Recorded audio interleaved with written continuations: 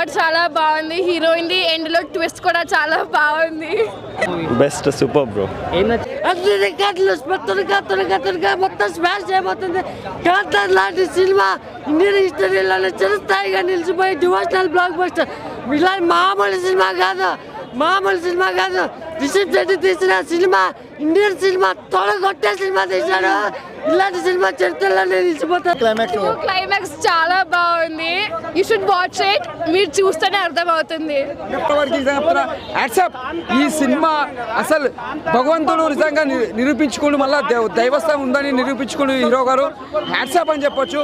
Super నిజంగా చెప్తున్నా, దసరా ముందే వచ్చిందని చెప్పొచ్చు పండుగ. ఈ దసరాకి మంచి బెస్ట్ మూవీ అని చెప్పొచ్చు.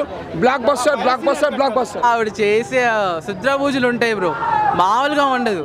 ఒక్కసారి చూడండి, అబ్బా ఇదేంద్రా సినిమా ఇంత బాగుంది ఏంట్రా మీకు అనిపిస్తుంది. Movie was so good actually. And cinematography was too good.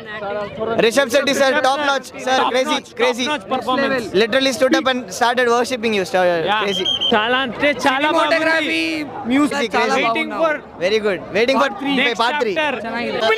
Rukmini Vasant. Crazy acting.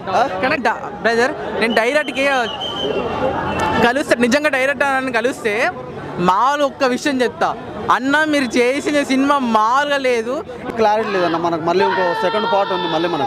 మళ్ళీ సెకండ్ పార్ట్లో క్లారిటీ ఉంటుంది. ఇందులో ఎవరైతే ఫస్ట్లో స్టార్టింగ్లో మాయమవుతారో సో వాళ్ళ గురించి అనేది ఉంది.